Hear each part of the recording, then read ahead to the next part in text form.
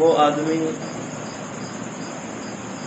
فسق اور فجور والی زندگی گزارنے والا کہلاتا ہے، اور جس بندے کو اپنی خواہشات توڑنا آ جائے اور اللہ تعالیٰ کی چاہت اور خواہش کو پورا کرنے کا سلیقہ آ جائے، یہ بندہ ایک وقت آتا ہے کہ متقین کی فہرست میں اس بندے کا شمار ہونے لگتا ہے۔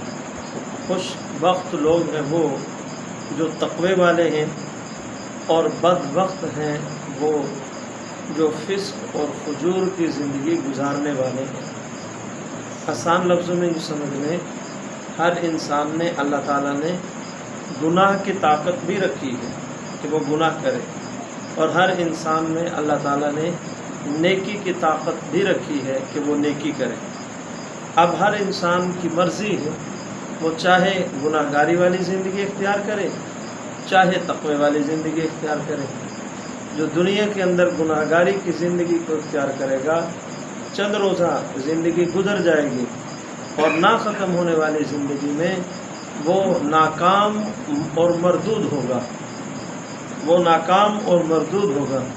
اور جس بندے نے اس دنیا کی چند روزہ زندگی کو اپنی چاہتوں کے خلاف گزار لیا اور اللہ تعالیٰ کی چاہتوں پہ عمل کرنے والا بن گیا، تو یہ بظاہر تھوڑی سی زندگی اس کی آزمائش اور امتحان میں گزرے گی، اور نہ ختم ہونے والی زندگی میں وہ اللہ تعالیٰ کے ہاں مقرب اور مقبول بندہ بن جائے گا۔ اللہ تعالیٰ کے ہاں اس بندے کو محبوبیت نصیب ہو جائے گی۔ تقوی جو بندہ اختیار کرتا ہے، یعنی نیکی کی زندگی کو جو انسان اختیار کرتا ہے، اس نیکی اور تقوی والی زندگی پر اللہ تعالیٰ کی طرف سے کچھ انعامات کا ظہور ہوتا ہے۔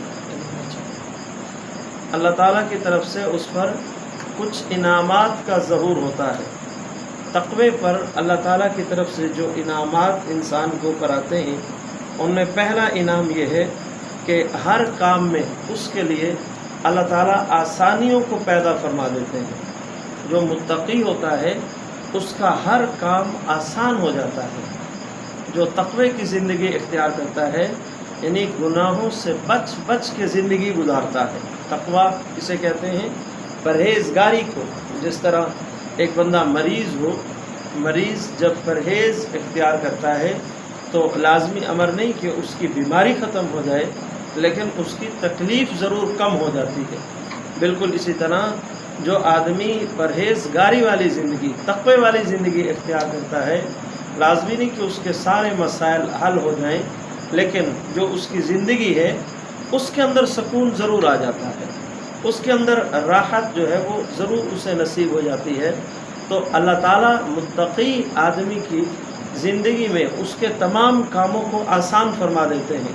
وَمَن يَتَّقِ اللَّهَ يَجْعَل لَّهُ مِنْ أَمْرِهِ يُسْرًا، فرمایا کہ جو بندہ تقوی اختیار کرتا ہے، اللہ تعالیٰ اس کے تمام کاموں کو آسان کر دیتے ہیں، اس کے کام آسان ہو جاتے ہیں۔ یہ قرآن مجید کہہ رہا ہے۔ تقوی کا فائدہ یہ ہوتا ہے، اب ہم میں سے ہر شخص یہ چاہتا ہے کہ میری پریشانیاں دور ہو جائیں، میری مشکلات ختم ہو جائیں، میں پرسکون زندگی گزاروں۔ تو اللہ تعالیٰ نے اس کا طریقہ بتا دیا، اور زبردست طریقہ بتا دیا کہ تم گناہوں کو چھوڑ دو، ہم تمہاری زندگی میں تمہارے تمامی کاموں کو خود کر دیں گے۔ جب جس بندے کا خود اللہ کفیل بن جائے، جس بندے کا خود اللہ کفیل بن جائے، کسی آدمی کو کوئی MNA MPA یہ کہہ دے کہ بھئی تم مطمئن رہو، تمہارا یہ کام ہم کر دیں گے، تو وہ بندہ خوشی سے جھوم اٹھتا ہے اور لوگوں کو بتاتا پھرتا ہے کہ میرا فلاں کام جو اڑا ہوا تھا اس کے بارے میں MNA نے MPA نے اس نے جو ہے اپنی ذمہ داری لے لی، لہٰذا میرا وہ کام بڑی جلدی ہو جائے گا۔ جس بندے کو خود اللہ کہہ دیں کہ تم یہ کام کرو، ہم تمہارے تمام کاموں کو آسان بنا دیں گے، تو جب اللہ تعالیٰ ہمارا جو ہے، جب اللہ تعالیٰ وہ ہمارے کاموں کو آسان کرنے کا ہمارے ساتھ وعدہ فرما رہا ہے، تو یقینی طور پر ہمیں اللہ تعالیٰ کے اس وعدے پر اللہ تعالیٰ کی مان کر چلنا چاہیے۔ بالکل آسان ہے۔ ہمارے حضرت پیر ذوالفقار نقشبندی وہ فرماتے ہیں تقویٰ کچھ کرنے کا نام نہیں ہے، بلکہ تقویٰ کچھ نہ کرنے کا نام ہے۔ تقویٰ کچھ نہ کرنے کا نام ہے۔ جو جذبہ دل کے اندر پیدا ہوا گناہ کرنے کا، بس وہ نہ کرو۔ جو خواہش دل کے اندر پیدا ہوئی موج مستی کی، بس اس پہ عمل نہ کرو۔ یعنی تقویٰ کچھ کرنے کا نام نہیں ہے، بلکہ تقویٰ کچھ نہ کرنے کا نام ہے کہ کچھ بھی نہ کرو۔ جب بھی دل کے اندر گناہ کا شوق پیدا ہو، ہوس دل کے اندر پیدا ہو، اپنی چاہت کوئی ایسی جو اللہ تعالیٰ کے امر اور حکم کے خلاف ہو، بس اس پہ عمل نہ کرو، پرسکون نہ ہو، اس چاہت کو اختیار نہ کرو، تو اس کی برکت یہ ہوگی کہ اللہ تعالیٰ تمہارے کاموں کو آسان بنا دیں گے۔ تو پہلا تقوی کا فائدہ یہ ہے کہ اللہ تعالیٰ اس بندے کے ہر کام کو آسان بنا دیتے ہیں۔ کاش کہ ہم نے ان اسٹیپ کو یاد کرنے کی کبھی ٹھانی ہوتی۔ ہم یہ سوچتے کہ اچھا ہر کام کے حل کے لیے یہ بھی کرنا چاہیے، یہ بھی کرنا چاہیے۔ ہر بیان میں مختلف نکات ہوتے ہیں، تو ہم ان کو اگر نوٹ کرنے والے ہوتے تو بہت سارے گناہوں سے ہماری جان چھوٹ چکی ہوتی، بہت ساری مشکلات وہ ہماری حل ہو چکی ہوتی۔ اب یہ قرآنی نسخہ ہے، یہ قرآن مجید کا نسخہ ہے، کسی عامل کا نہیں، کسی پیر کا نہیں، بلکہ یوں کہا جائے تو غلط نہیں کہ نبی کا بھی نہیں، بلکہ اللہ تعالیٰ کا ڈائریکٹ حکم ہے کہ تم تقوی اختیار کرو، ہم تمہارا ہر کام آسان کر دیں گے۔ دوسرا فرمایا مصائب سے خروج، جو بندہ تقوی اختیار کرے گا اللہ تعالیٰ مشکلات سے اس کو آزاد فرما دیں گے، وہ مشکلات سے باہر نکل آئے گا۔ وَمَن يَتَّقِ اللَّهَ يَجْعَل لَّهُ مَخْرَجًا، اللہ تعالیٰ فرماتے ہیں جو تقوی کی زندگی اختیار کرتا ہے اللہ تعالیٰ اس کو مشکلات اور مصیبتوں سے نجات عطا فرماتے ہیں۔ ایک اس کا کام آسان ہوں گے، اور دوسرا مشکلات سے اس کو نجات ملے گی۔ یہ کیسا زبردست وظیفہ ہے جو اللہ تعالیٰ نے ہمیں بتایا کہ تم اللہ تعالیٰ کے در پہ جھک جاؤ، تم تقوی کی زندگی اختیار کر لو، تم گناہوں کو چھوڑ دو، ہر طرح کا گناہ، خواہ وہ ظاہری گناہ ہے یا وہ باطنی گناہ ہے، خواہ وہ زبان سے کیا ہوا گناہ ہے یا دل کے اندر پیدا ہونے والے وساوس کا گناہ ہے۔ فرمایا ہر طرح کے گناہ سے تقوی تم اختیار کر لو، اس کی برکت یہ ہوگی کہ اللہ تعالیٰ تم کو تمام مصائب اور مشکلات سے خروج عطا فرمائیں گے، یعنی تم مصیبتوں سے تمہاری جان چھوٹ جائے گی۔ اور تیسرا جو ہے وہ فرمایا کہ بے حساب رزق عطا فرمائے، بے حساب رزق، وَيَرْزُقْهُ مِنْ حَيْثُ لَا يَحْتَسِبُ، ایسی جگہ سے اللہ تعالیٰ رزق دے گا کہ تمہیں گمان بھی نہیں ہوگا، تمہارا تصور بھی نہیں ہوگا، تمہیں اس بات کا خیال بھی نہیں ہوگا کہ اللہ تعالیٰ تمہارے رزق کے اسباب پیدا فرما دیں گے۔ رزق کے ہمارا مزاج یہ ہے کہ جب مشکلات آئیں تو فوراً دل کے اندر یہ بات پیدا ہوتی ہے کہ فلاں ہمارا مخالف ہے، شاید اس نے ہمارے اوپر کچھ کر دیا ہے، شاید اس نے ہمارے اوپر کچھ کر دیا ہے۔ بھلا اللہ کو راضی کیا جائے تو اللہ تو سانپ کے ذریعے سے ایک پرندے کو بھی خوراک پہنچوا دیتے ہیں۔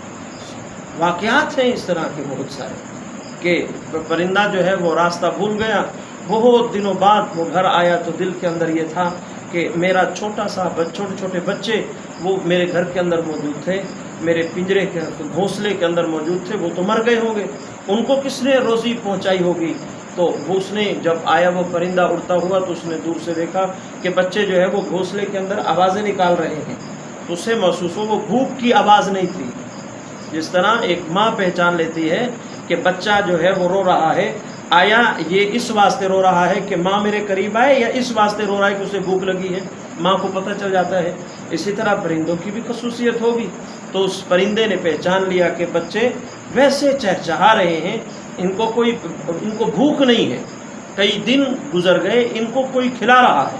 تو وہ پرندہ ایک طرف ہو کر کے بیٹھ گیا، تو اس نے کیا دیکھا کہ ایک سانپ آیا، اور اس سانپ نے اپنے جو اس کی دم ہے اس کے اندر کافی خوراک پرندوں کی جمع کی ہوئی ہے، اور وہ خوراک اس نے اس گھونسلے کے اندر ڈالی اور سانپ واپس چلا گیا۔ اب سانپ پرندے کا دشمن ہے، سانپ پرندے کا دشمن ہے، لیکن اللہ تعالیٰ جب اللہ اپنے تکوینی نظام کو حرکت دیتے ہیں تو پھر مخالفین کے ذریعے سے بھی انسان کو رزق ملنا شروع ہو جاتا ہے۔ ہمارے حضرت ایک اکثر واقعہ سنایا کرتے ہیں کہ وہ اس طرح کے ایک صحابی گیا بول براز کے لیے کسی جنگل میں، وہاں جا کر کے بیٹھا، اس نے کیا دیکھا کہ ایک پرندہ اس ایک بل سے ایک چوہا نکلا اور اس کے منہ کے اندر ایک سکہ ہے. اس نے وہ چوہے نے سکہ باہر نکالا، پھر اندر گیا، پھر سکہ لایا، وہ باہر نکالا، پھر اندر گیا، پھر سکہ باہر، کافی سکے نکالے. اس صحابی نے ان سکوں کو اٹھایا اور جا کے عرض کی کہ یا رسول اللہ، یہ سکے ایک چوہا جو ہے اس نے بل سے باہر نکالے، میں اٹھا کے لایا، میرے لیے یہ حلال بھی ہے یا نہیں؟ تو اللہ کے نبی صلی اللہ علیہ وسلم نے فرمایا کہ بلوں کے ذریعے سے اللہ تعالیٰ نے تمہارے لیے رزق کا انتظام کر دیا. آپ فرماتے ہیں ہمارا سارا رزق بلوں پر لگتا ہے، ہمارا سارا رزق بلوں پر لگتا ہے. صحابہ کرام نے اللہ تعالیٰ کو راضی کیا ہوا تھا، ان کو رزق بلوں سے ملتا تھا. اللہ تعالیٰ کی ذات سب سے بڑی ذات ہے بھی ذات ہے. جب اس ذات کے ساتھ تعلق مضبوط ہو، اس کی فرما برداری والی زندگی کو اختیار کرے، پھر اللہ تعالیٰ اس کے لیے اسباب کو جو ہے بچھا دیتے ہیں، اسباب اس کے لیے مسخر کر دیتے ہیں، اسباب اس کے لیے پھیلا دیے جاتے ہیں. وہ ایک شخص آیا اپنے مرشد کے پاس، بلکہ مرشد کو شکایت لگائی مرید کی بیوی نے کہ یہ نکما ہے، کمانے کے لیے نہیں جاتا، آپ اس کو سمجھائیں، آپ کا مرید ہے، تھوڑا کمائے، گھر کی ذمہ داری اٹھائے. تو اب کیا ہوا کہ مرید صاحب جو ہے شیخ کے پاس آئے، تو شیخ نے خوب کلاس لی. شرم نہیں آتی؟ گھر والوں پر بوجھ بنے ہوئے ہو، بیوی کی ذمہ داری، نان نفقہ تمہارے ذمے ہے، تم کیوں نہیں کماتے بھائی؟ جاؤ کمانے کے لیے. اب مرشد کی ڈانٹ ڈپٹ تھی، بڑی مشکل سے ارادہ بنا، وہاں سے نکلا بھی میں کمانے کے لیے جاؤں. راستے میں اس نے دیکھا کہ ایک سانپ جو ہے وہ زخمی پڑا ہے، سانپ زخمی پڑا ہے، اور ایک چڑیا جو ہے اس نے اپنے منہ کے اندر، چوک کے اندر پانی لیا ہوا، سانپ کے بالکل اوپر آ کر اس نے اپنے چونچ کو کھولا اور پانی منہ سے نکلا سانپ کے حلق کے اندر. سانپ اس پانی کو پی رہا. اب وہ زخمی سانپ ہے. اب یہاں پر بھی یہ بات آ گئی کہ چڑیوں کو سانپ کے ذریعے سے، سانپ کو چڑیا کے ذریعے سے. اللہ ہر شے پر قادر ہے، اللہ ہر شے پر قادر ہے.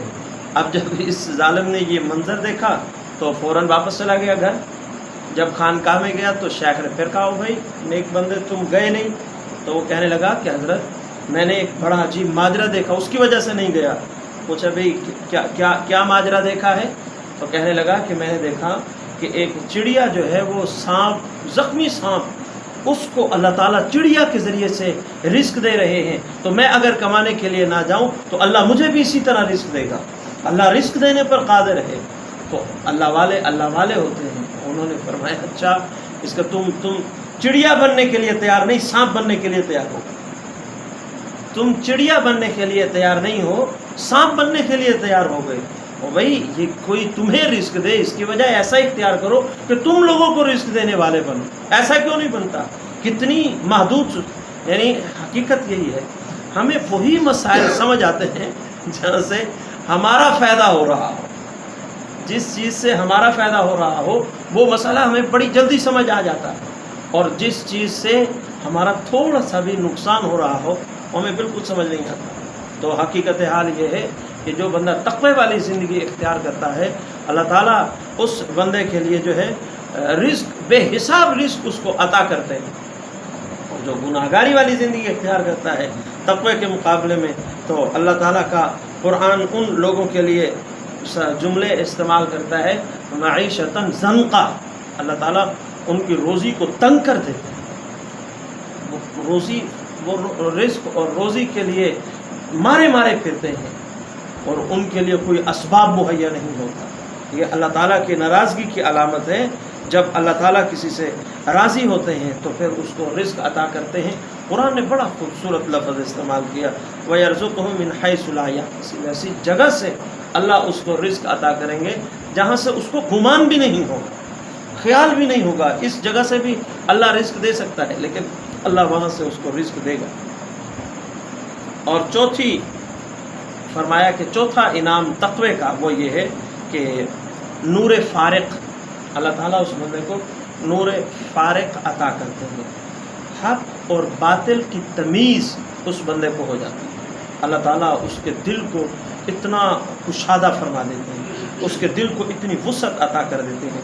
یا ایھا الذین آمنوا ان تتقوا یجعل لکم فرقانا، فرمایا کہ اے ایمان والو اگر تم تقوی اختیار کرو گے ہم تمہیں نور فارق عطا کریں گے، تم کو فرق محسوس ہو جائے گا، یہ حق ہے یہ باطل ہے، یہ سچ ہے یہ جھوٹ ہے، یہ حقیقت ہے اور یہ منافقت ہے۔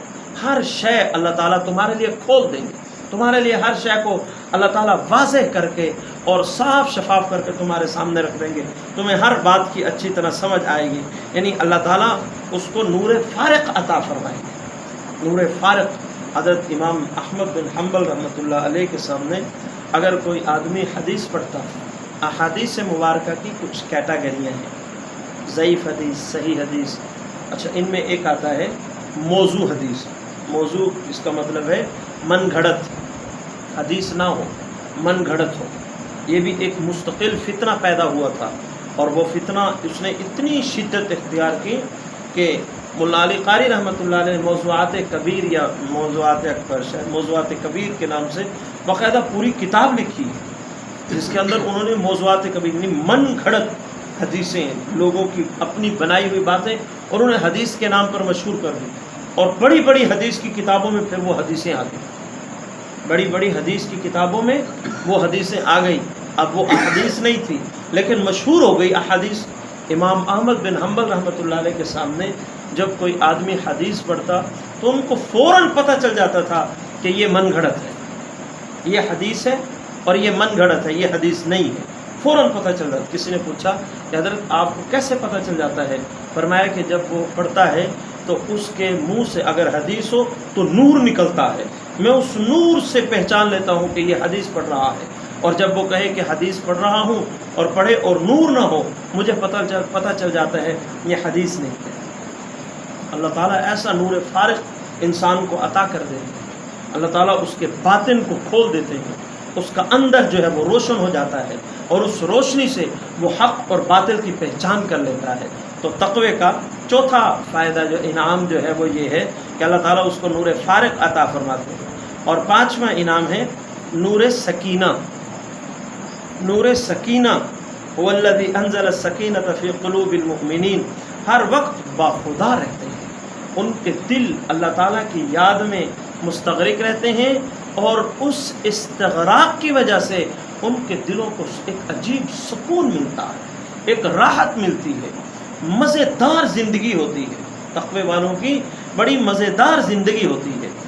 وہ ہر وقت جب کسی بندے کو نور سکینہ نصیب ہو جائے تو پھر اس کو اس میں اتنا مزہ آتا ہے، اتنا سواد آتا ہے کہ وہ پھر غیر اللہ کی طرف اگر متوجہ بھی ہونا چاہے، کسی اور کی طرف اپنے دل کو لے جانا چاہے تو کوشش کے باوجود بھی نہیں لے جا سکتا۔ اس بندے کے لیے مرنا آسان ہے۔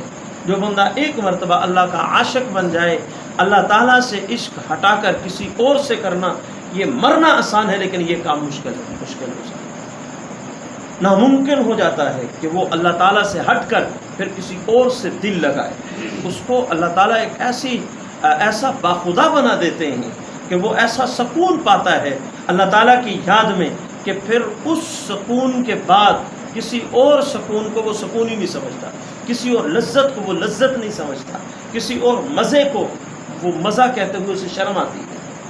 یہ اسی طرح ہے جس طرح انشاءاللہ میں اور آپ جنت میں جائیں گے تو جنت کی نعمتیں جب اللہ تعالیٰ کی طرف سے ہم کھائیں گے، اور ان نعمتوں کے بعد اگر اللہ تعالیٰ پھر ہمیں کہہ دے کہ اب دنیا کا کھانا کھا لو، دنیا کا کھانا کھا لو، تو بندے کو دنیا کے کھانے سے گھن آئے گی، بدبو آئے گی۔ اتنا بہترین کھانا کھانے کے بعد دنیا کے کھانے میں اس کو بدبو آئے گی، اس کو حقارت سے دیکھے گا، بھلا یہ بھی کوئی کھانے کی چیز ہے، یہ بھی کوئی کھانے کی چیز ہے۔ آپ کے دل میں آ رہا ہوگا کہ بھئی یہ کیسے ہے؟ آپ میں سے بہت سارے بچپن میں اپنے باپ سے بہت ساروں نے خواہش کی ہوگی کہ میرے لیے فلاں چیز لے کر کے آنا، اور اگر باپ لے کر کے نہ آئے تو بیٹا ناراض ہو جاتا ہے۔ میں مثال دیتا ہوں، پلاسٹک کا چھوٹا سا کھلونا، پلاسٹک کا چھوٹا سا کھلونا بیٹا کہہ دے کہ میرے لیے شہر سے لے کر کے آنا، اور باپ لے کر کے نہ آئے تو بیٹا ناراض ہو جاتا ہے، بالکل چھوٹا ہو تو وہ ناراض ہو جاتا ہے۔ اگر کچھ اور بڑا ہو، زیادہ سمجھدار نہ ہو لیکن کچھ بڑا ہو، تو وہ 1-2 دن کے لیے باپ سے بات بھی نہیں کرتا. لیکن اب یہ جو سفید داڑھیوں والے بیٹھے ہیں، ان کو یاد آ جائے کہ ہم نے بچپن میں اپنے بابا کے ساتھ یہ کیا تھا، وہ چھوٹا سا پلاسٹک کا کھلونا نہیں لائے تھے تو ہم نے بول چال چھوڑ دیا تھا، تو ان کو اپنے اس عمل پر گھن آئے گی. بڑی گھٹیا حرکت کی تھی ہم نے. اس بات پر تو ہمیں باپ کو پریشان نہیں کرنا چاہیے تھا. اس سوچ کے بھی اس چیز سے گھن آتی ہے. بلکہ اگر اللہ نہ کرے کوئی ایسا ہو، باپ کی نافرمانی اس نے کی ہو، آج اگر وہ سوچے تو اس کو گھن آئے گی اپنے آپ پر. میں اتنا برا تھا، مجھے تو ایسا نہیں کرنا چاہیے تھا، مجھے تو باپ کی خدمت کرنی چاہیے تھی. جب وقت گزر جاتا ہے، بندہ کسی اگلے سٹیج پر پہنچ جاتا ہے، پچھلے ہلکے حقارت والے چھوٹے سٹیج کو دیکھ کر اس کو عجیب لگتا ہے. بالکل اسی طرح جب جنت کی نعمتیں انسان دیکھ لے گا تو پھر اس کو عجیب لگے گا کہ دنیا کی کوئی نعمت اسے ملے. عین اسی طرح، بالکل اسی طرح جو بندہ ایک مرتبہ اللہ تعالیٰ کی محبت کو پا لیتا ہے اور اللہ تعالیٰ کی طرف سے سکینہ کا اس بندے پر نزول ہوتا ہے، پھر اس کے بعد اگر اسے کہو کہ بھئی یہ بھی خوبصورتی ہے، ذرا اس کی طرف بھی دیکھ لو، تو اس بندے کو گھن آتی ہے. اس بندے کی توجہ اس طرف جاتی ہی نہیں نا. بس اللہ کے بعد اور کچھ نہیں. تو ایک انعام یہ ہے کہ اللہ تعالیٰ اس بندے کو نور سکینہ عطا کرتے ہیں. اور چھٹا انعام پر لطف زندگی اللہ تعالیٰ اس بندے کو عطا کی. یہ تو قرآنی وعدہ ہے. اللہ تعالیٰ فرماتے ہیں فَلَنُحْيِيَنَّهُ حَيَاةً طَيِّبَةً، کہ ہم اس بندے کو بڑی پاکیزہ زندگی عطا کر دیتے ہیں. جو تقوی والی زندگی اختیار کرتا ہے، تقوی کا انعام اللہ تعالیٰ کی طرف سے یہ ہوتا ہے، فرمایا ہم اس کو بڑی مزیدار زندگی عطا کرتے ہیں، خوشبو والی زندگی عطا کرتے ہیں، پاکیزہ زندگی عطا کرتے ہیں. لوگ اس کی زندگی کو دیکھ کر حسرت کرتے ہیں. ہم نے بہت سارے اللہ والوں کو دیکھا، ان کی مجلس میں بیٹھتے ہیں تو دل کے اندر ایک حسرت پیدا ہوتی ہے کہ کاش کہ اللہ تعالیٰ ہمیں بھی یہی مقام عطا کرے. دل کے اندر ایک چاہت، یہ بھی ایک مزاج ہوتا ہے، یہ ایک مزاج ہوتا ہے. آپ بار بار خالص دنیا داروں کے پاس بیٹھیں تو آپ کو دل کرے گا کہ ہمارے پاس بھی دولت ہو، ہمارے پاس بھی پیسہ ہو، ہمارے پاس بھی اسی طرح مال ہو. آپ کسی ذمہ دار کے پاس بیٹھیں، اس کی کاشتکاری دیکھیں تو آپ کے دل کے اندر وہی چاہتے پیدا ہوں گے. آپ کسی ایسے بندے کے پاس ہیں جس کا اپنا فارم ہے، اس نے بہت سارے جانور پالے ہوئے ہیں، تو آپ کے دل کے اندر شوق پیدا ہوگا، کاش کہ بھی میرے پاس بھی یہ اسباب ہوتے ہیں. بالکل اسی طرح جو اللہ والوں کی صحبت میں بیٹھتے ہیں تو ان کا بھی جی چاہتا ہے کاش کہ ہم بھی ایسے ہوتے ہیں. اور بعض اوقات انسان کے یہ دل کی طلب اتنی سچی ہوتی ہے کہ اللہ تعالیٰ فیصلہ فرما کے فرشتوں سے کہہ دیتے ہیں کہ تم گواہ ہو جاؤ، میں اس بندے کو اس مقام پر پہنچائے بغیر موت نہیں دوں گا. اللہ تعالیٰ اس کو پھر اس مقام تک پہنچا دیتا ہے. تو مشائخ صالحین کی صحبت کا یہ بھی ایک مستقل فائدہ ہے، یہ بھی ایک مستقل فائدہ ہے کہ ان کی مجلس اور صحبت میں بیٹھنے سے انسان کے دل کے اندر یہ داعیہ پیدا ہوتا ہے، یہ شوق پیدا ہوتا ہے کہ ہم بھی نیک بن جائیں، ہم بھی تقوی اختیار کر لیں، ہمارے چہروں پر سکون ٹپکتا ہوا نظر آئے. جب کوئی اللہ تعالیٰ کو راضی کرتا ہے تو اس کے چہرے سے انوارات جو ہے وہ پھوٹتے ہیں، نور جو ہے وہ محسوس ہوتا ہے، نظر آتا ہے، اور پھر لوگ اس کو حاصل کرنے کی کوشش کرتے ہیں. اور جو آدمی گناہگاری کی زندگی اختیار کرتا ہے اس کے چہرے پر لعنت کی پھٹکار محسوس ہوتی ہے. ان کا چہرہ سفید ہوتا ہے لیکن بدصورت لگتا ہے، اس پر پیار ہی نہیں آتا، اس پر پیار ہی نہیں آتا. بظاہر وہ بڑے حسین محسوس ہوتے ہیں کہ جی رنگ بھی سفید ہے، چہرے کی بناوٹ بھی اچھی ہے، لیکن اس پر پیار نہیں آتا. اگر آئے گا بھی تو جانوروں والا پیار آئے گا، انسانوں والا نہیں. آپ سمجھ رہے ہوں گے کہ جانوروں والا پیار جو ہے وہ حوث پرستی والا پیار ہوتا ہے، اور جو پیار اللہ والوں کے چہروں کو دیکھ کر آتا ہے وہ بے لوث ہوتا ہے، بے لوث محبت ہوتی ہے ان سے. جی چاہتا ہے کہ ان سے محبت کی جائے. اور اصل میں دلوں کے فاتح یہی لوگ ہوتے ہیں، دلوں پر انہی لوگوں کی حکومت ہوتی ہے، یہ دلوں پہ راج کرنے والے لوگ ہوتے ہیں. 7واں فائدہ جو ہے وہ یہ ہے، فرمایا کہ اللہ تعالیٰ تقوی اختیار کرنے والے بندے کو عزت اور اکرام والی زندگی عطا فرماتا ہے. عزت اور اکرام والی زندگی۔ اصل میں عزت ہے ہی اسی بندے کی جس بندے جو بندہ تقوی والی زندگی اختیار کرتا ہے، جو اللہ تعالیٰ کی فرما برداری والی زندگی اختیار کرتا ہے، جو جناب رسول اکرم صلی اللہ علیہ وسلم کی سنتوں کا عاشق ہو، جو امام الانبیاء کی سنتوں پہ مر مٹنے کا جذبہ رکھتا ہو، اصل میں عزت و اکرام ہے ہی ان کا۔ اور اللہ تعالیٰ قرآن مجید میں بھی انہی کے بارے میں فرماتے ہیں ان اکرمکم عند اللہ اتقاکم، بے شک تمہارا اکرام جو ہے اللہ تعالیٰ کے نزدیک وہ تمہارے تقوی کی بنیاد پر ہے۔ اگر تم تقوی اختیار کرو گے اللہ تعالیٰ تمہیں معزز بنا دیں گے، تمہاری عزت ہوگی، تمہارا احترام ہوگا، تمہارا مرتبہ اور مقام ہوگا۔ ہم بہت سارے بزرگوں کا آج نام لیتے ہیں بڑے عزت و اکرام سے، ہم حضرت بہاؤالدین نقشبند رحمۃ اللہ علیہ کا نام لیتے ہیں تو جھوم جاتے ہیں، ہم حضرت امام ربانی مجدد علی ثانی رحمۃ اللہ علیہ کا نام لیتے ہیں تو اپنے دل میں ایک عجیب سکون محسوس کرتے ہیں۔ کوئی ہمارے سامنے حضرت جنید بغدادی، حضرت بایزید بستامی اور دیگر مشائخ ان کی تھوڑی سی توہین کر کے دکھائے، ہم مارنے بھرنے پر تل جاتے ہیں۔ تمہیں شرم نہیں آتی؟ تم اللہ والوں کے بارے میں اس طرح کی باتیں کرتے ہو؟ آپ دیکھ لیں ابھی بالکل قریب میں انجینئر محمد علی مرزا وہ گرفتار ہوا ہے، حالانکہ وہ لوگوں کے سامنے قرآن کی آیات بھی پڑھتا تھا، پیغمبر کی احادیث بھی پڑھتا تھا، لیکن وہ گستاخان اولیاء تھا، اللہ والوں کی گستاخی کے جملے جو ہے وہ بولتا تھا۔ اور جب کوئی آدمی بد پرہیز بن جائے نا، مرضی کی زبان مارتا رہے تو پھر اس کی زبان ایسی پھسلتی ہے کہ پھر اس کی زبان سے نبی کی توہین بھی ہونے لگتی ہے، اور جب اس ظالم سے نبی کی توہین ہوئی تو اب اندر پڑا ہے وہ، اور کوئی اس کے حق میں، کوئی علمی آدمی اس کے حق میں نہیں بولتا۔ وہ نہیں بول رہا کہ وہ اللہ والوں کا گستاخ ہے، وہ اللہ والوں کا گستاخ۔ اور جب اور یہ حقیقت ہے، جب کوئی آدمی کسی کام میں لگ جائے نا، کسی کو غیبت کی لت پڑ جائے، پہلے وہ دوستوں کی غیبت کرے گا، دوستوں کے ساتھ پھر رشتہ داروں کی غیبت کرے گا، رشتہ داروں کے بعد پھر امام صاحب کی غیبت شروع کر دے گا، اپنے مدرسے کے استاد کی غیبت شروع کر دے گا، پھر بڑھتے بڑھتے وہ اولیاء اعظام کو فلاں وہ بھی کوئی بزرگ ہے، ان کی خانقاہوں کی بے ادبی شروع کر دے گا، گستاخی کرنے لگے گا، پھر آگے نبی کی غیبت سے بھی باز نہیں آئے گا۔ جس کو لت پڑ جائے، اسی طرح اس ظالم کو لت پڑی تھی گستاخی کی، ہر ایک کو اس نے بد تہذیبی کے انداز سے بات کرنی ہے، تو اب نبی کا جب ذکر آیا تو اسی لینگویج میں ہمارا تو یہ ماننا ہے۔ حضرت خالد بن ولید رضی اللہ عنہ ایک کافر کے گردن اڑانے لگے تو اس نے بلند آواز سے، بلکہ اس کافر نے کہا کہ تمہارے صاحب جو ہے، حضور صلی اللہ علیہ وسلم کے بارے میں کہا، تمہارے صاحب جو ہے وہ یہ کہتے ہیں، تمہارے صاحب یہ کہتے ہیں۔ خالد بن ولید اسے قتل کرنے لگے تو اس نے جلدی سے اونچی آواز سے کلمہ پڑھنے لگا، خالد گردن اڑا دی۔ اب کسی نے کہا کہ حضرت آپ نے، تمہارے صاحب ہی اس نے کہا تھا، آپ نے اس کو قتل ہی کر دیا۔ تو خالد بن ولید رضی اللہ عنہ نے فرمایا کہ جب اس نے کہا نا تمہارے صاحب، تو اس کے چہرے پر حقارت والا میسج تھا، اس کے چہرے سے گستاخی ٹپک رہی تھی۔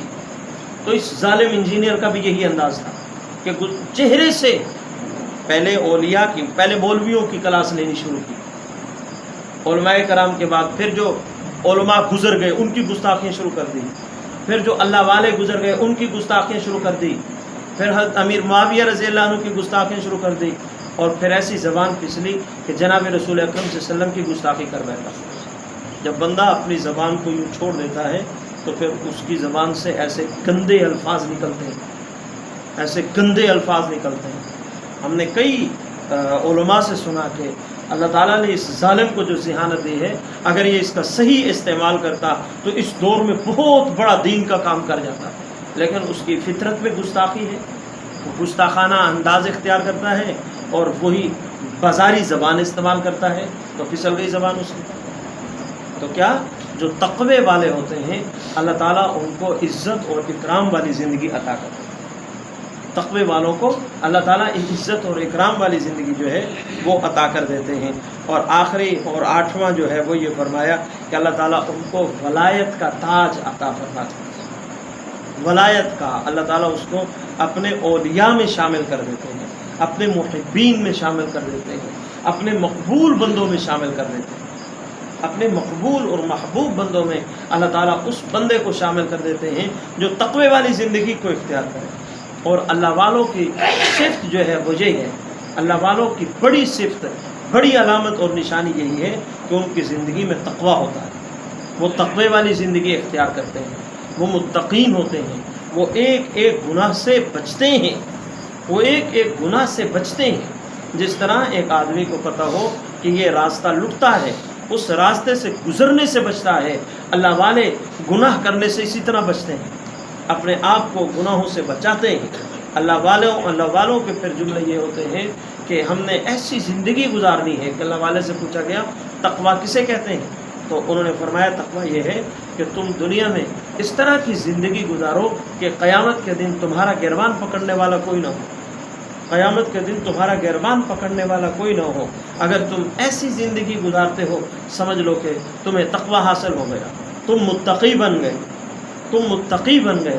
تو تقویٰ جس بندے کو حاصل ہوتا ہے اللہ تعالیٰ اس بندے کو یہ 8 انعامات عطا کر دیتے ہیں۔ دوبارہ نوٹ فرما لیں، نمبر 1 ہر کام میں آسانی ہوتی ہے، اور نمبر 2 مصائب سے خروج، اللہ تعالیٰ اس کو مصیبتوں سے نجات عطا فرماتے ہیں، اور نمبر 3 بے حساب رزق عطا فرما دیتے ہیں، وَيَرْزُقُهُ مِنْ حَيْثُ لَا يَحْتَسِبُ، اور نمبر 4 نور فارق، حق اور باطل کا فرق اس بندے کو محسوس ہو جاتا ہے، اور نمبر 5 نور سکینہ، جس کے بعد پھر کسی اور طرف اس کی رغبت نہیں رہتی، اور نمبر 6 پر لطف زندگی، پاکیزہ زندگی، خوبصورت زندگی اللہ انہیں عطا کرتے ہیں، اور نمبر 7 عزت و اکرام والی زندگی اللہ انہیں نصیب کر دیتے ہیں، اور نمبر 8 ولایت کا تاج اللہ تعالیٰ ان لوگوں کو پہنا دیتے ہیں جو تقوی والی زندگی کو اختیار کرتے ہیں، جو تقوی والی زندگی کو اختیار کرتے ہیں۔ اب گناہ چھوڑنے کے لیے ہمیں کیا کرنا پڑے گا؟ میں مختصری عرض کر دیتا ہوں ایک ہی جملے میں۔ گناہ چھوڑنے کے لیے ہمیں ہمت کرنی پڑے گی، ہمت ہم نے کرنی ہے، اور اس ہمت کے اثرات جو ہیں وہ اللہ تعالیٰ نے اس کے اندر ڈالنے ہیں۔ حضرت یوسف علیہ السلام کو جب بند کمرے میں زلیخا نے اپنی طرف متوجہ کیا تو حضرت یوسف علیہ السلام نے دیکھا کہ اب میں کیا کروں، پریشان ہو گئے، تو کیا کیا؟ اللہ تعالیٰ سے کہا کہ یا اللہ یہ دروازہ کھڑا ہے، وہاں پر بھاگ کے جانا یہ میرے اختیار میں ہے، جو میرے اختیار میں ہے وہ میں کرتا ہوں، اور آپ اب آگے آپ کا اختیار، جو میرے اختیار میں ہے وہ میں استعمال کرتا ہوں، آگے آپ کا اختیار آپ بھی استعمال کیجئے۔ تو ہمت کی اور بھاگے، وہ یقیناً وہ ہنسنے لگی ہوگی کہ بھئی یہاں پر بھاگ کے کہاں جاؤ گے، یہ کون سا کوئی بڑا میدان ہے جہاں چھوٹا سا کمرہ تو ہے۔ تو حضرت یوسف علیہ السلام بھاگے، ہمت کی، جتنا وہ کر سکتے تھے اتنا انہوں نے کیا۔ اس کا نتیجہ کیا نکلا کہ اللہ تعالیٰ نے اس کی برکت سے دیکھا کہ میرا بندہ جو ہے وہ اپنی محنت میں سچا ہے، میرے بندے سے جو بن پڑتا ہے وہ کر رہا ہے۔ تو اب یوسف علیہ السلام دوڑے تو اللہ تعالیٰ نے اس تالے کو بھی توڑ دیا اور کنڈی کو بھی کھول دیا، تالے کو بھی توڑ دیا، کنڈی کو بھی کھول دیا۔ تو جتنا کام ہمارے ذمے ہے وہ ہم کریں، جتنا کام ہمارے ذمے ہے وہ ہم کریں، اور آگے اللہ تعالیٰ کی رحمت خود بخود متوجہ ہو جائے۔ اللہ بڑے کریم ہے، اللہ بڑے کریم ہے۔ بندہ تھوڑی سی محنت تو کرے، بندہ تھوڑی سی کوشش تو کرے، ہم کوشش ہی نہیں کرتے، ہم محنت ہی نہیں کرتے، ہمیں بھی کوشش کرنی چاہیے۔ تو پہلا کام کیا؟ ہمت کرنا، اور دوسرا ہمت کی توفیق مانگنا اللہ تعالیٰ سے۔ یا اللہ میں کمزور ہوں، مجھ سے گناہوں سے بچنا بہت مشکل ہے، میرے سے گناہوں سے بچنا بہت مشکل ہے، لیکن یا اللہ مجھے ہمت دیجیے، مجھے اتنی طاقت دیجیے کہ میں گناہوں کے اس سمندر سے نکل جاؤں، میں گناہوں کے اس سمندر سے نکل جاؤں، میں پانی کے اندر بھی رہوں اور مجھے گیلا پن بھی محسوس نہ ہو، میں پانی کے اندر بھی رہوں، مجھے گیلا، میں نے شاید پچھلی مجلس سے ذکر بلکہ کسی اور جگہ پہ یہ کہا تھا کہ پانی کے اندر بھی رہیں اور گیلے بھی نہ ہوں، یہ کیسے ممکن ہے؟ تو بعض واٹر پروف گھڑیاں ایسی ہوتی ہیں وہ پانی کے اندر تو چلی جاتی ہیں لیکن ان کے اندر پانی نہیں جاتا، بندہ پھر دنیا کے اندر گناہوں کے ماحول میں تو رہتا ہے، جب ہمت کرتا ہے نا تو پھر اس ہمت کا اللہ یہ صلہ دیتے ہیں کہ وہ گناہوں کے ماحول میں رہ کر وہ گناہوں سے بچ جاتا ہے، گناہوں کے ماحول میں رہ کر گناہوں سے بچ جاتا ہے۔ اور تیسرے نمبر پر، تیسری اور آخری فرمایا کہ اللہ والوں سے ہمت کی دعا کرائیے۔ جو اللہ والے ہیں، جو صالحین لوگ ہیں، اللہ تعالیٰ کے مقربین ہیں، ان سے کہیے کہ ہمارے لیے دعا کر دیجئے کہ اللہ تعالیٰ ہمیں ایسی ہمت دے کہ ہم گناہوں سے بچ جائیں، اپنے آپ کو گناہوں سے بچا لیں۔ اس وقت امت کے لیے بہت ضرورت ہے اس عمل کی کہ ہم اجتماعی طور پر توبہ کریں، ہم اجتماعی طور پر توبہ کریں۔ یہ پشاور کے ایک صاحب ہیں، میرے پاس واٹس ایپ میں ان کا میسج بھی موجود ہے، مولانا عبد المالک صاحب ان کا نام ہے، وہ مریض ہیں، ان کے موروں کا آپریشن ہوا ہے اور بھی کئی بیماریوں میں وہ بیچارے مبتلا ہیں۔ تو ان کو خواب میں اللہ کے نبی صلی اللہ علیہ وسلم کی زیارت نصیب ہوئی، ابھی 2-4 دن پہلے خواب میں اللہ کے نبی صلی اللہ علیہ وسلم کی زیارت نصیب ہوئی۔ تو کس طرح کہ ایک بازار میں مدینہ منورہ میں پھر رہے ہیں، تو کسی صاحب نے جو ہے کسی صاحب سے اس نے پوچھا کہ بھئی یہ رش کس چیز کا ہے، لوگ بھاگ کہاں رہے ہیں؟ اس نے کہا تمہیں نہیں پتہ یہاں اللہ کے نبی تشریف فرما ہے۔ تو وہ کہنے لگا کہ پھر مجھے بھی لے جاؤ۔ تو صاحب نے ہاتھ پکڑا اور اللہ کے نبی صلی اللہ علیہ وسلم کی مجلس میں لے گیا، ایک دروازے پر اور کونے میں کھڑا کر دیا، اور اب وہ صاحب جو ہے اللہ کے نبی صلی اللہ علیہ وسلم کے قریب ہو گئے۔ مجھے پورا یاد نہیں پڑ رہا آگے کیا جملے تھے، اللہ کا بھی پیشی معاف فرمائے۔ اس کے بعد آپ صلی اللہ علیہ وسلم نے اسی شخص کو بلایا جو لے کر کے آنے والا تھا، کہ ابو بکر۔ اب وہ سمجھ گیا کہ جو مجھے لے کر کے آیا ہے وہ سیدنا صدیق اکبر ہے۔ بس صدیق اکبر رضی اللہ عنہ کو 2 پیالے انہوں نے تھمائے، پیالیاں تھیں، ان میں چیز کا نام لیا، مجھے وہ یاد نہیں آ رہی، تو خاصی سرخ رنگ کی اور ایک اور رنگ کی 2 پیالیاں تھیں، اور اس کے اندر کچھ مشروب تھا کہ یہ ایک مولانا فضل الرحمان کو پلا دو اور ایک مولانا مسعود اظہر کو پلا دو، اور ان سے کہو کہ اپنے اپنے میدان میں خوب محنت کریں، اپنے اپنے میدان میں خوب محنت کریں۔ اور اس کے بعد یہ صاحب کہتے ہیں کہ میں نے عرض کی کہ یا رسول اللہ اس وقت غزہ کے مسلمان بہت مصیبت میں ہیں، ان کے لیے دعا کر دیجیے، ان کے لیے دعا کر دیجیے۔ تو حضور علیہ السلام نے فرمایا کہ بہت جلد انشاءاللہ یہودیت کا خاتمہ ہونے والا ہے۔ اب یہ بہت جلد، اس کے بارے میں اب کچھ نہیں کہہ سکتے، کیونکہ اللہ تعالیٰ نے قرآن مجید میں فرمایا کہ قیامت بہت قریب ہے۔ اب وہ اللہ ہے، اللہ کا قریب کہنا پتہ نہیں وہ بھی کتنا دور ہوگا، کیونکہ وہ خود عظیم ہے تو اس کا ہر جملہ عظیم ہے، ہم اس کی تہہ تک نہیں پہنچ سکتے۔ تو اللہ کے نبی صلی اللہ علیہ وسلم نے یہ بشارت دی۔ تو اس وقت جو حالات چل رہے ہیں اس کے بارے میں جب اس صاحب نے کہا، میں نے اللہ کے نبی سے عرض کی، تو حضور علیہ السلام نے فرمایا کہ تم لوگوں کو کہو اجتماعی توبہ کریں۔ اس وقت امت پر جو حالات ہیں وہ گناہوں کی وجہ سے، گناہوں کی شامت ہے۔ شاید آپ میں سے بڑے میری اس بات کو نہ سمجھیں، اس وقت جو سوشل میڈیا کا حال ہے، اللہ معاف فرمائے کہ جتنے حالات بن رہے ہیں، سوشل ورکر، یہ جو سوشل ورکر سے مراد یوٹیوب کے مستقل دل دادا یا فیس بک کی چاہت رکھنے والے یا ٹک ٹاکر حضرات، یہ اتنے مست ہیں، ان کو کوئی خبر نہیں کہ دنیا کے اندر اس وقت کیا حال ہے، فلسطین میں کیا ظلم ڈھایا جا رہا ہے، اور پورے ملک پاکستان میں جو سیلاب کی کیفیت ہے، انڈیا میں بھی یہی صورت، آدھے انڈیا میں یہی صورت حال ہے، اور اسی طرح افغانستان میں زلزلے نے اس سے بھی زیادہ وہاں کے حالات خراب کیے۔ یعنی ہمارے سیلاب کے اندر اتنی اموات نہیں ہوئی جتنی وہاں زلزلے کے اندر موتیں ہوئی، جتنا وہاں زلزلوں کے اندر نقصان ہوا ہے۔ تو حقیقت حال یہ ہے کہ اللہ تعالیٰ ہمارے سے ناراض ہے۔ جب اللہ تعالیٰ ناراض ہوتے ہیں تو پھر اس طرح کے حالات پیدا ہوتے ہیں۔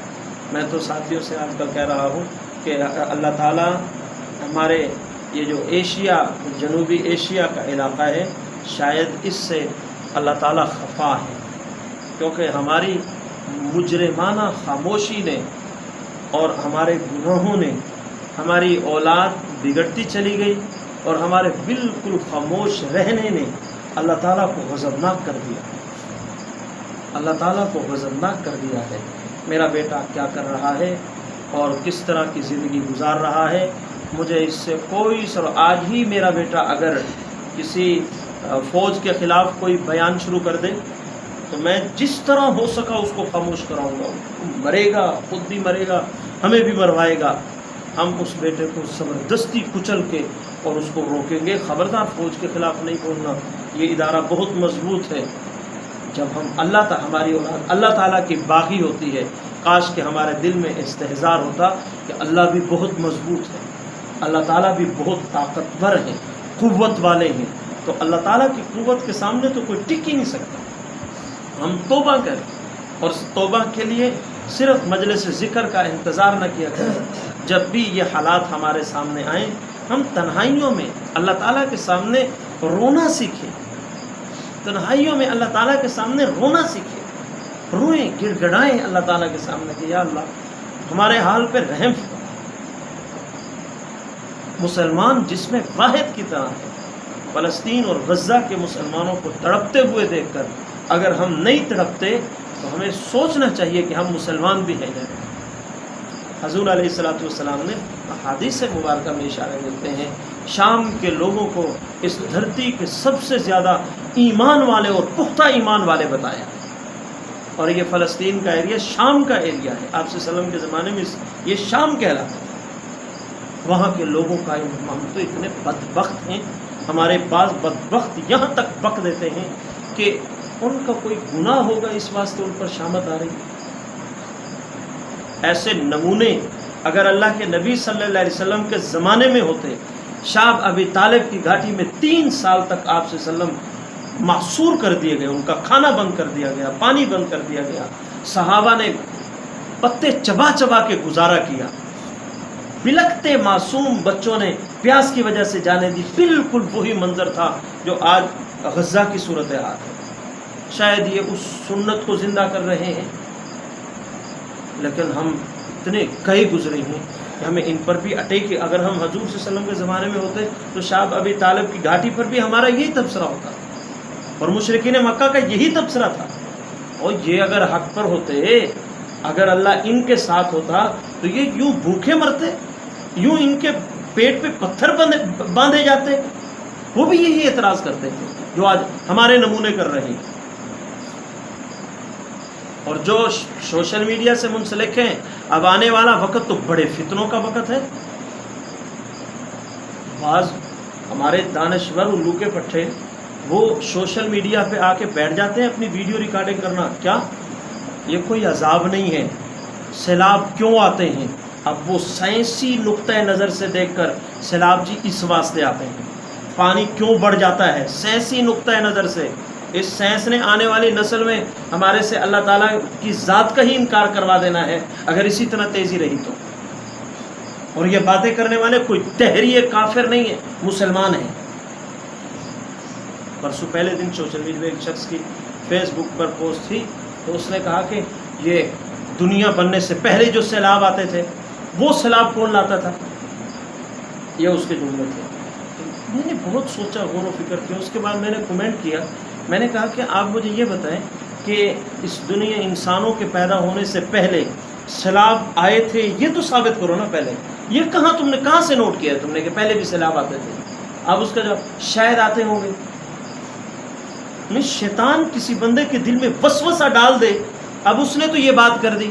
ہمارا ان پڑھ نوجوان جب فیس بک پہ یہ پڑھے گا تو کہے گا ہاں یار جس ٹائم انسان ہی کوئی نہیں سی اس نے سیلاب کیوں آندے سر ساڈے چھوڑا ایک اور کوئی نہیں کرنا پہ آندے سی کہ کوئی نہ۔ بھائی اس وقت کہاں سیلاب آتے تھے؟ کہاں لکھا ہے یہ؟ قرآن میں، حدیث میں، یا آپ پیچھے چلے جائیں تورات، زبور، انجیل، یا کسی ان کی کتابیں بھی کسی نہ کسی درجے میں ہیں، ان میں کہیں لکھا ہو؟ اور پھر ہم نے سرچ کیا، کیونکہ آج کل چیٹ جی پی ٹی کا بہت عروج ہے، اس کے ذریعے سے اس سے پوچھے انسانیت، تاریخ کے جتنے سوالات، تو اس نے انکار میں سر ہلا دیا کہ اس بارے میں ہم آپ کی رہنمائی نہیں کر سکتے۔ ہمیں نہیں پتہ کوئی سیلاب پہلے بھی آتے تھے یا نہیں آتے، زلزلے پہلے آتے تھے یا نہیں آتے تھے۔ سوشل میڈیا سے منسلک نوجوان اگر کوئی ہے، اگر وہ ایمان کی سلامتی چاہتا ہے تو میں انہیں یہی مشورہ دوں گا کم از کم وہ خانقاہ مالکیہ نقشبندیہ ایک مینار مسجد کی مجلس ذکر کا ضرور اہتمام کریں، ورنہ بہت مشکل ہو جائے گا ایمان کو بچانا۔ یہ خانقاہیں یہ ایمان کی حفاظت کی فیکٹریاں ہیں، فیکٹریاں۔ اور ہمارے پاس ہمارے دوستوں کی کالیں آتی ہیں، وہ بتاتے ہیں بیچارے یار ہمارے پاس تو کوئی سہولت ہی نہیں ہے کہ کوئی ایسی مجلس ہو، کوئی ایسی محفل ہو جس میں اللہ والوں کے بیانات ہوں۔ ہمارے پر کتنا اللہ کا احسان ہے، ہر مہینے بڑی آسانی کے ساتھ تھوڑے سے کرائے کی صورت میں ہم وہاں پر بہت سارے بغیر کرائے کے بھی پہنچ جاتے ہیں۔ ایک موٹر سائیکل ہو، 3 بندے اس پہ سوار ہو کے پہنچ گئے۔ بس کا انتظام ہو، اللہ تعالیٰ جزائے خیر دے ہمارے حضرت مولانا مظہر حسین رحیمی صاحب دامت برکات العالیہ کو کہ وہ کئیوں کو فری میں بھی لے جاتے ہیں۔ ابھی کرایہ یار کرایہ نہیں ہے استاد جی، ہوں میں کی کروں اور چل بس سے دیکھ لیں گے۔ ہمارے لیے تو بہت آسانیاں ہیں اور اس سے فائدہ اٹھائیں۔ نعمت جب چھن جاتی ہے تب لوگ تڑپتے ہیں، لیکن پھر اس تڑپنے کا کوئی فائدہ نہیں ہوتا، پھر اس رونے کا کوئی فائدہ نہیں ہوتا۔ بہرحال جن کے بچوں کے پاس ٹچ موبائل ہے وہ اپنے بچوں کو خانقاہوں سے جوڑیں۔ اس سے جڑے بغیر آپ کے بچے ایمان کی سلامتی کے ساتھ واللہ قبر کے اندر نہیں اتر سکیں گے، بہت مشکل ہے۔ کسی نہ کسی خانقاہ کے ساتھ جڑیں۔ دعا ہے کہ حق جل شانہ ان تمامی باتوں پہ ہم سب کو عمل کرنے کی توفیق نصیب فرمائے۔ وآخر دعوانا الحمدللہ رب العالمین۔ ختم خواجگان کی تسبیحات پڑھی۔